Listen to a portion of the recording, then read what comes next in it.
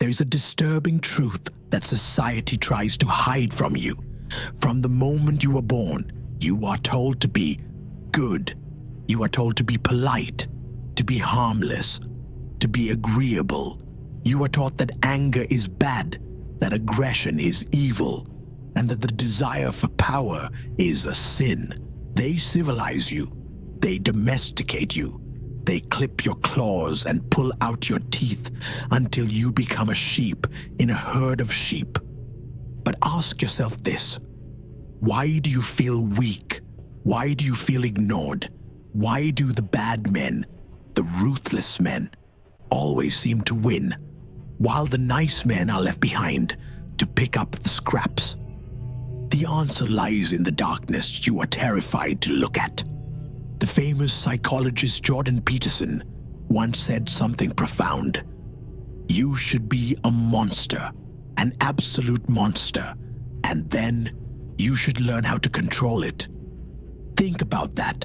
Most people think that being virtuous means being harmless. They think that if they cannot hurt anyone, they are good people. This is a lie. If you are harmless, you are not virtuous, you are just weak. A rabbit is not virtuous because it doesn't eat the wolf. The rabbit is simply helpless. True virtue, true power, is having the capacity to cause absolute destruction, having the ability to be a monster, but choosing to keep that sword sheathed. Today we are going to stop being the rabbit. We are going to find the wolf inside you. We are going to explore the forbidden concept of the shadow self. Carl Jung, one of the greatest minds in the history of psychology, discovered a hidden part of the human psyche. He called it the shadow. The shadow is everything you refuse to be.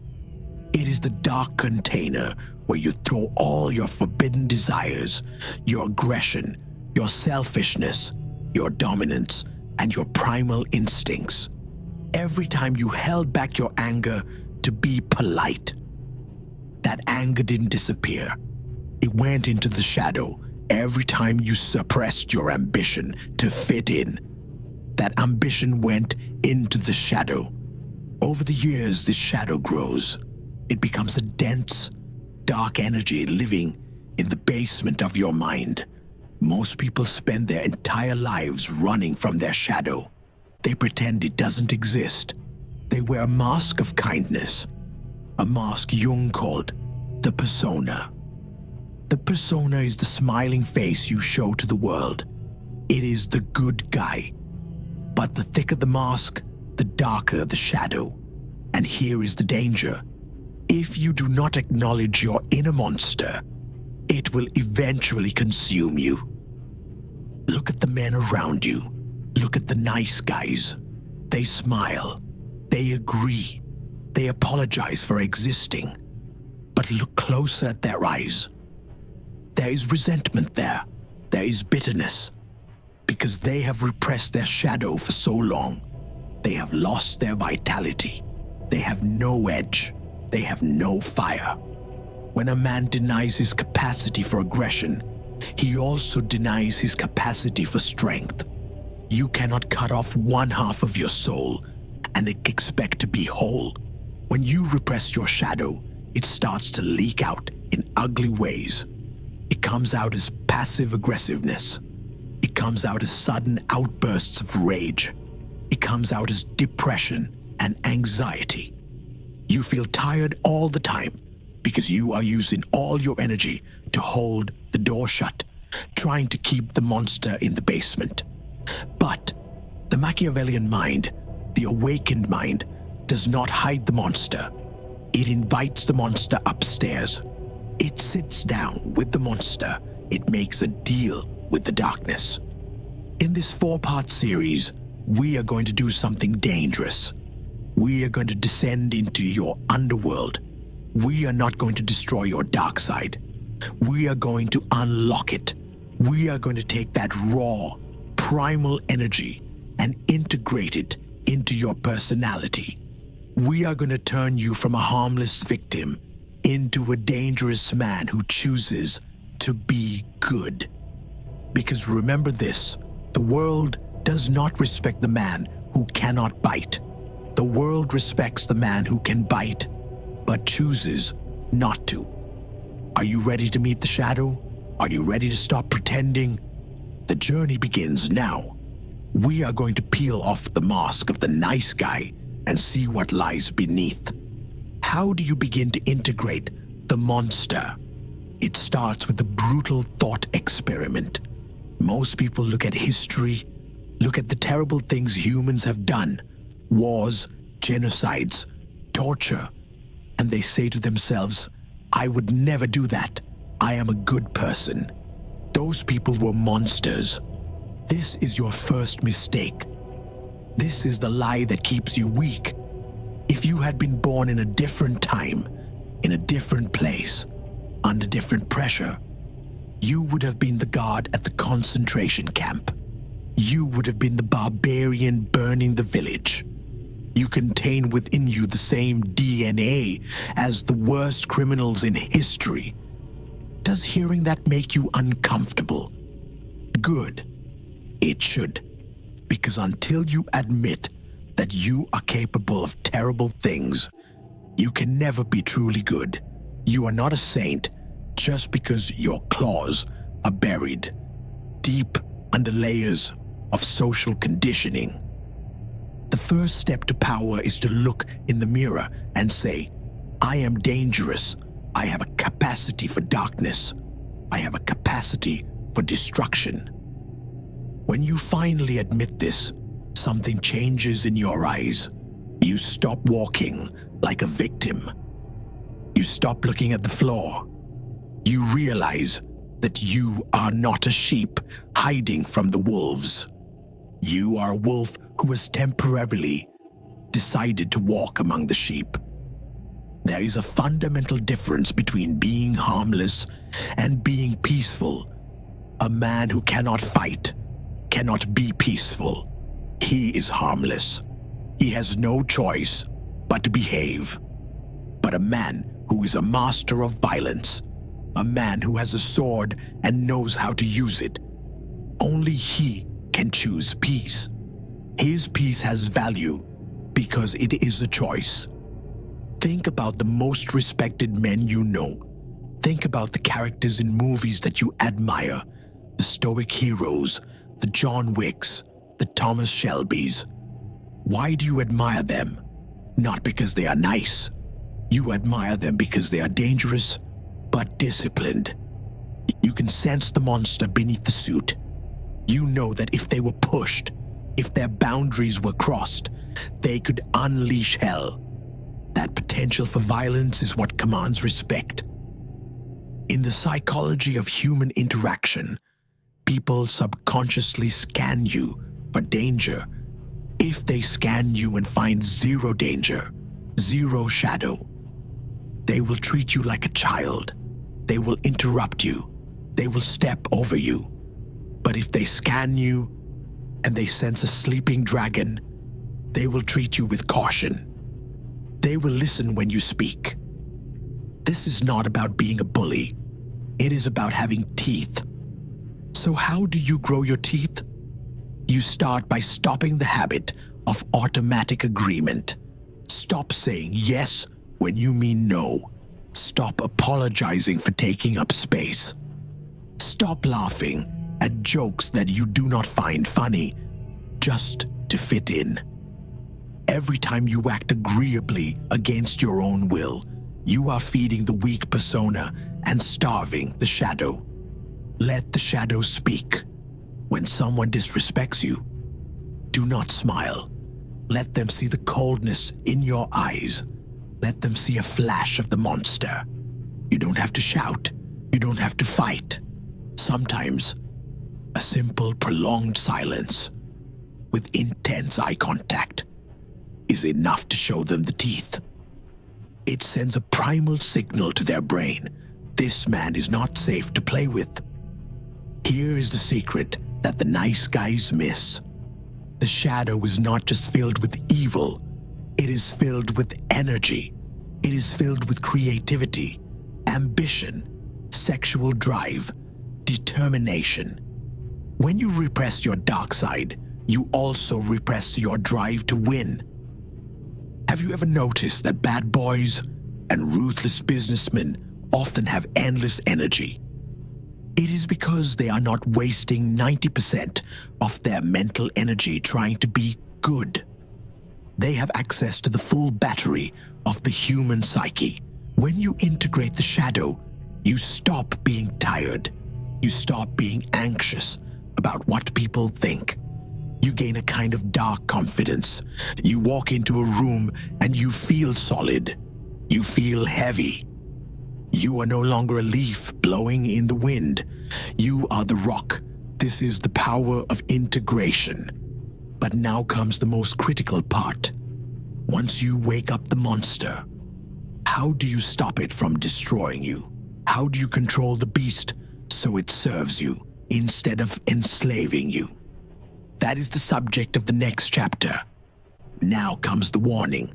We have woken the beast. We have acknowledged the darkness.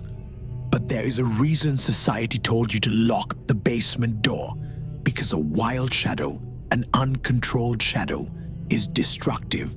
If you let your aggression run free, you end up in prison. If you let your greed run free, you become a scammer.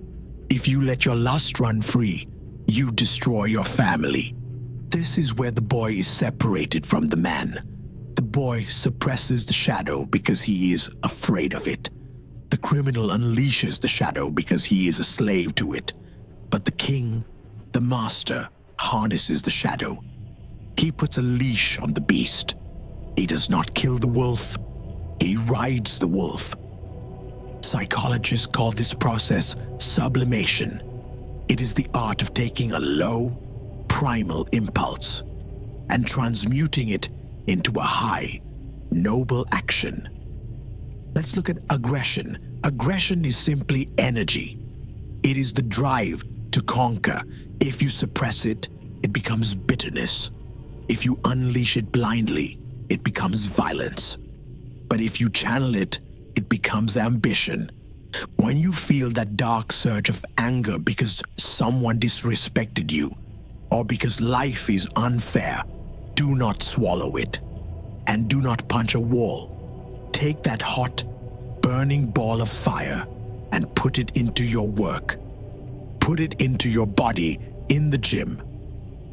Attack your goals with the same violence that you wanted to use on your enemy. Crush the competition in business instead of crushing a face in a street fight. This is what it means to be a civilized monster. You are using the fuel of hell to build a heaven. Let's talk about greed. We are told greed is bad. We are told to be content with what we have. But deep down, your shadow wants more. It wants status. It wants resources. It wants to be at the top of the hierarchy. Do not be ashamed of this hunger. The shadow knows that in nature the weak starve. Use that hunger. Let your shadow make you obsessive about your craft. Let it make you wake up at 4 a.m. while your competition is sleeping. The nice guy sleeps in because he is comfortable. The man who has integrated his shadow wakes up early because he is hungry.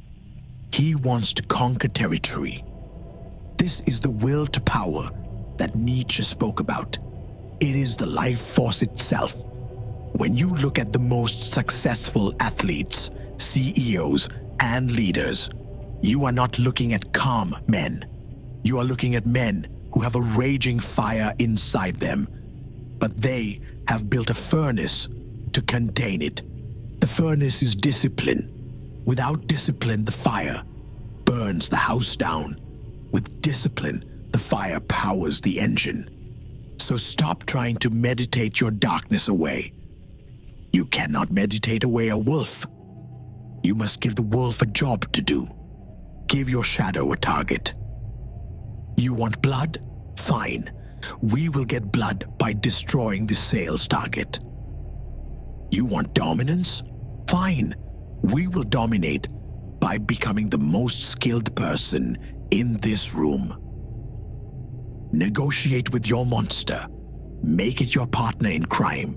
Once you learn to do this, you stop being afraid of your own emotions. You stop being afraid of your anger. You welcome it.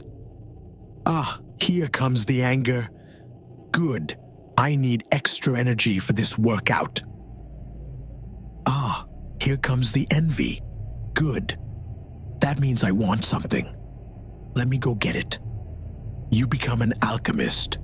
You turn lead into gold. You turn poison into medicine. But there is one final step. The ultimate transformation. When you fully integrate the shadow, you stop being a person.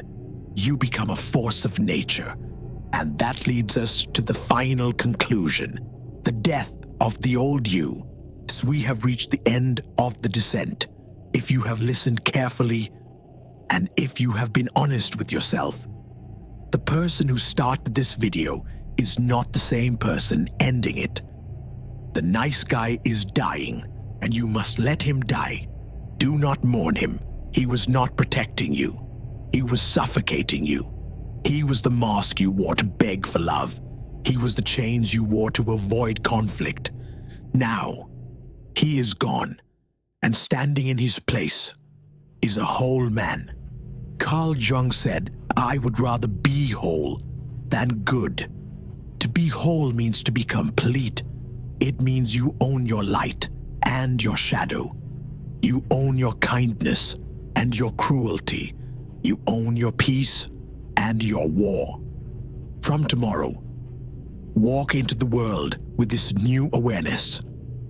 You will notice a change in the atmosphere around you. People will respect you more, but they won't know why. They will feel a weight in your presence. They will sense that underneath your polite smile, there is something sharp, something that can bite. You are no longer the harmless rabbit in the field. You are the lion walking through the grass.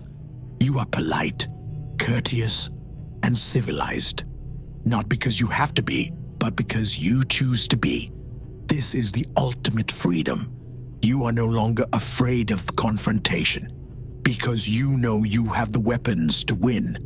And because you are not afraid, you will find that you rarely need to fight. The world steps aside for the man who looks dangerous. But heed this final warning. Do not let the shadow consume you. You are the master. It is the servant. Use your darkness to protect the weak, not to prey on them. Use your aggression to build empires, not to destroy them. Be the monster who guards the gates of heaven.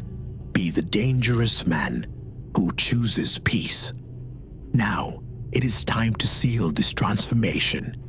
Most people will watch this video, nod their heads, and go back to being sheep. They will go back to their cages. But you are different. You have looked into the abyss, and you did not blink. If you are ready to integrate your shadow, if you are ready to stop being harmless and start being dangerous, I want you to leave a mark. Go to the comments below right now and write these words: I control the beast. Make this your declaration to the world. Tell them that you are no longer a victim. Tell them that the monster is awake and he is working for you. Subscribe to Machiavellian Logic. We are not just a channel. We are a brotherhood of the awake. Stay dark, stay whole, stay dangerous.